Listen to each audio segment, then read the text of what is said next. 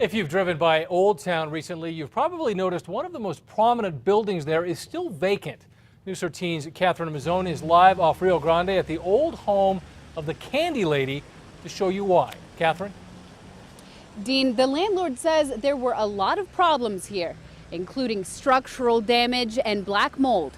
Now it's getting a huge facelift. It's a prime piece of real estate.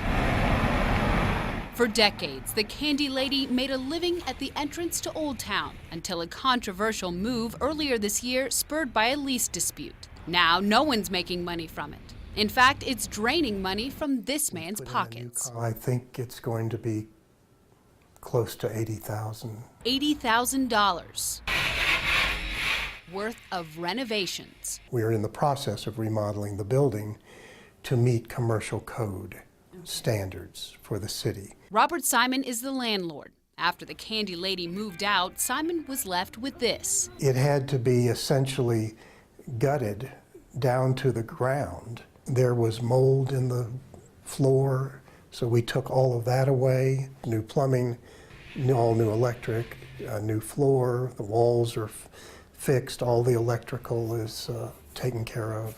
The roof's been repaired. Simon says it's just an old building that was originally a home and sort of patched together over the years. He says the same month the Candy Lady left, he already had a new tenant, but the extensive work the house needs kept it short-lived. Because of the delays, they've requested that we terminate the lease. One of the great tipping points was not having it open for Balloon Fiesta. But Simon's already talking to another potential tenant, one who's considering the spot for a brew pub. Now, Simon says the upside to all of this is once the work is done, he'll be able to charge more for rent. He says eventually he'd like to get the upstairs fixed as well so he can rent that space out as an apartment. Dean, back to you. All right, Catherine, thank you. And while it may look really old, the landlord thinks that building only dates back to the 1940s.